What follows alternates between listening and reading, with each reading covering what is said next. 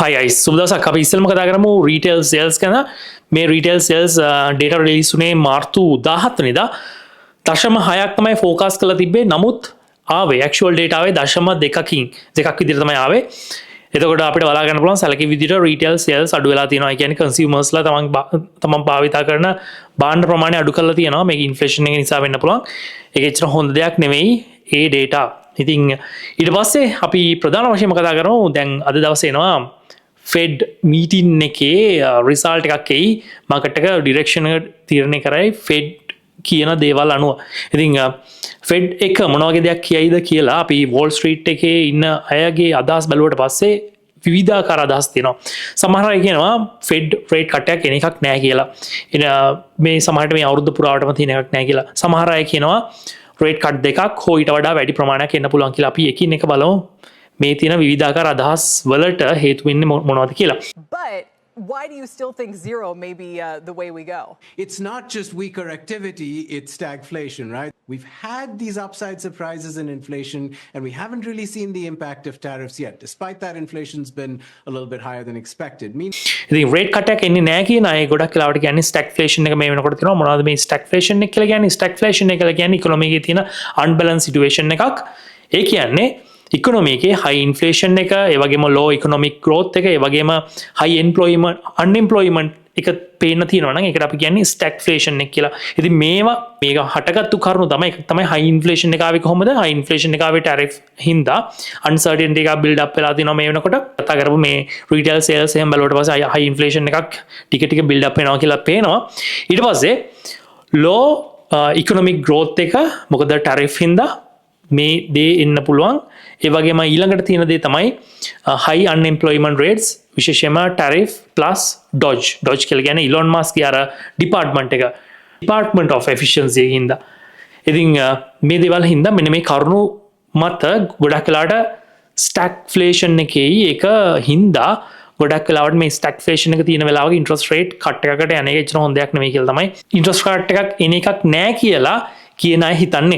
ඊට පස්සේ rate cut දෙකක් හෝ ඊට වඩා වැඩි ප්‍රමාණයක් එයි කියලා හිතන අයත් ඉන්නවා. 77% of the economists that were surveyed are looking for 2 or more cuts this year.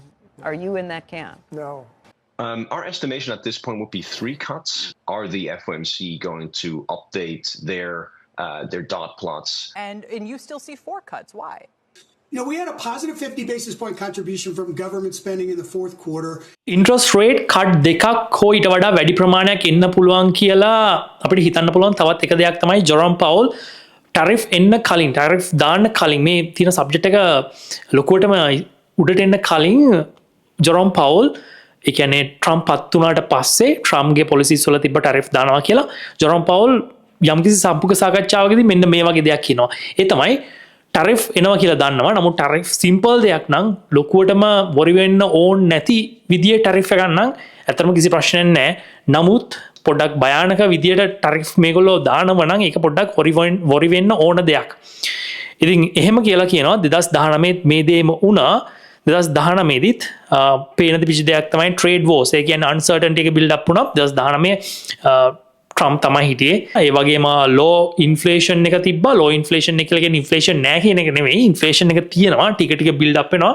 Slow and ස්ටඩිලි ටික බිල්ඩ් අප් වෙනවට තමයි ස්ලෝ ඉන්ෆ්ලේෂන් එක කියලා කියන්නේ. ඒ කියන්නේ ඉන්ෆ්ලේෂන් එක තියෙනවා කියන එක තමයි. හැබැයි හිමීට ග්‍රෝ වෙන්නේ. ඒ වගේම හතරවෙනි කාරණේ තමයි yield curve inversion එක. ඒ කියන්නේ රෙෂන් එක ළඟම එනවා කියලා 2019 දැක්කා. මෙන්න මේ හේතු හින්දා රේට් කට් 3කට ගියා. එතකොට මේ වෙනකොටත් මේ මොහොත වෙනකොටත් US වල ඉකොනොමි එක මේ තියෙන දේවල් වලින් සමන්විත වෙනවා. ඉතින් සමහර අය හිතනවා රේට් කට් දෙකක් හෝ ඊට වඩා වැඩි ප්‍රමාණයක් එයි කියලා. මේ ජෙරෝම් පවුල් මේ කියපු කතාවත් එක්ක සසඳලා. In the context of tariffs, we're at a stage where we're still very uncertain about what will be tariffed, for how long, at what level. You know, it'll hit the exporters, the importers, the retailers, and to some extent the consumers, and we'll see what that is. And in a simple case where we know it's a one-time thing, the textbook would say look through it. If it turns into a series of things and it's more than that, and if the increases are larger, that would matter.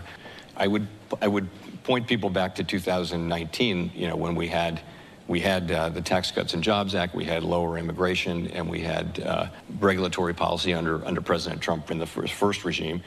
And, we wound up cutting 3 times because growth weakened so much. කොහොමත් වැඩි වශයෙන්ම මේ market එකේ පේන්න තියෙන දෙයක් තමයි මිනිස්සු ගොඩක් වෙලාවට හිතන්නේ රේට් කට් එකකට අදාළ දේවල් මේ month එකේ මේ තියෙන ෆෙඩ් මීටින් එකේ යන එකක් නැහැ. ගොඩක් වෙලාවට ෆෙඩ් එක කතා කරන විදිය අනුව තමයි බලන්න වෙන්නේ. හෝකිෂ්ද ඩබිෂ්ද කතා කරන විදිය අනුව තමයි බලන්න වෙන්නේ. ෆෙඩ් එක මොන වගේ විදියටද ඉකොනොමි එක දිහා බලන්නේ. මේ අනුව මාකට් එක යන්න ඕන ඩිරෙක්ෂන් එක තීරණය කරાવી. පහුගිය දවසක රොජර් ෆර්ගසන් එක සම්මුඛ සාකච්ඡාවක් තිබ්බා. මේකෙදී මාධ්‍යවේදියෙක් මෙන්න මේ විදිහට ප්‍රශ්නයක් අහනවා. ඒ තමයි ඉකොනොමික ස්ලෝ ඩවුන් එකක් පේන්න තියෙනවා නේද කියලා. ඉතින් රොජර් ෆර්ගසන් මේකට උත්තරයක් විදිහට දෙන්නේ ඉන්කමින් ඩේටා තියා බැලුවට පස්සේ ඉකොනොමික ගුඩ් ෂේප් එකකින් හොඳ ෂේප් එකකින් තියෙනවා. එහෙම ප්‍රශ්නයක් පේන්න නැහැ. නමුත් ඉන්කමින් ඩේටා ඉස්සරහට එන්න තියෙන ඉන්ඩිකේටර්ස් වල තියෙන ඩේටා බැලුවට පස්සේ පේන තියෙන දෙයක් තමයි කන්සියුමර්ස්ලා ගේ අර පරිභෝජනය දිහා බැලුවට පස්සේ ඒක එච්චරම මේ හොඳ පොසිටිව් විදියට පේන්න නැහැ. ඒ කියන්නේ බාණ්ඩ පරිභෝජනය කරන අයගේ පොසිටිව් ගතියක් පේන්න නැහැ බාණ්ඩ පරිභෝජනය සම්බන්ධයෙන්. ඒකම එනර්ජි ප්‍රයිසස් ගත්තොත් එimhe එනර්ජි ප්‍රයිසස් එන්න අඩු වෙනවා කියලා පේනවා. ඉතින් අඩු වෙන්නේ ගොඩක් වෙලාවට එනර්ජි ප්‍රයිසස් ගොඩක් වෙලාවට ස්ලෝ growth එකක් ඉකොනොමි එකේ පේන්න තියෙනකොට ඉතින් මේ දේවල් දෙක නම් එච්චර හොඳ විදියට පේන්නේ නැහැ කියලා තමයි රොජර් ෆර්ගසන් කියන්නේ. The market has been very worried about an economic slowdown coming. What's your thought on where we stand on the economic front right now? Look, right now, the incoming data has shown that the economy is in good shape. But as you point out, some of the forward indicators are raising concerns. Obviously, the market itself, as you say, we saw some consumer sentiment numbers that were not very positive. Some think that energy prices are showing weakness because of fears about growth. ඊට පස්සේ Roger Ferguson fed meeting එකේදී fed එක මොන වගේ දෙයක් කරයිද කියලාත් එයා හිතන දේ කිව්වා. රොජර් ෆර්ගසන් හිතන්නේ ෆෙඩ් එක විශේෂ ලොකු ඇක්ෂන් එකක් ගන්න එකක් නෑ මේ ෆෙඩ් මීටින් එකේදී. නමුත් මෙයා කියන දෙයක් තමයි ෆෙඩ් ඩොට් ප්ලොට්ස් ගැන අවධානයෙන් ඉන්න. මේක chart එකක් රිලීස් කරන්නේ. මේ chart එකේදී අපිට බලා ගන්න පුළුවන් ෆෙඩ් එක ෆෙඩ් මෙම්බර්ස්ලා හිතන දේ ඊළඟට මේ තියෙන මේ ෆෙඩරල් රන් රේට්ස් ගැන ඉස්සරහ අවුරුදු වල යම්කිසි ප්‍රොජෙක්ෂන් එකක් නැත්නම් ඒගොල්ලෝ හිතන දේවල් ගැන තොරතුරු වගේක් දෙනවා. ඉතින් මේවා වැදගත් වෙනවා. ඒ වගේම මේ තොරතුරු වලින් මාකට් එකට ෆියුචර් එක ප්‍රෙඩික්ට් කරන්න පුළුවන් මොන වගේ පොලිසිස්ද ෆෙඩ් එක අරගන්නේ කියලා. ඉතින් අන්නේ ඒකින්ද ෆෙඩ් ඩොට් ප්ලොට්ස් ගැන අවධානයෙන් ඉන්න කියලා මෙයා කියනවා. ඉතින් අපි දන්නවා අපි ගොඩක් වෙලාවට අවධානයෙන් ඉන්නේ විශේෂයෙන්ම මේ ෆෙඩ් එකේ ටෝන් එක ගැන. ටෝන් එකකින් අපිට හිතා ගන්න පුළුවන් මොන වගේ දෙයක්ද ඉස්සරහට කොහොමද ෆෙඩ් එක කරන්න කියලා. And so right now, I think the Fed is appropriately in a wait-and-see mode, and we'll see at the end of the meeting how they assess all of this. I don't think they're going to take any major action. I think the real question is going to be, what do the dot plots that tell us, the SEP tell us about their mindset as they exit this meeting? Ferguson තවදුරටත් මේ දේවල් ගැන කතා කරා. Fed එක දැනට හිතන්න ඕන දේවල් මොනවද මාකට් එකේ ඩිසිෂන් එකක් ගන්නකොට. ඉතින් රොජර් ෆර්ගසන් හිතන දෙයක් තමයි ෆෙඩ් එකට තෝරගන්න දේවල් දෙකක් තියෙනවා.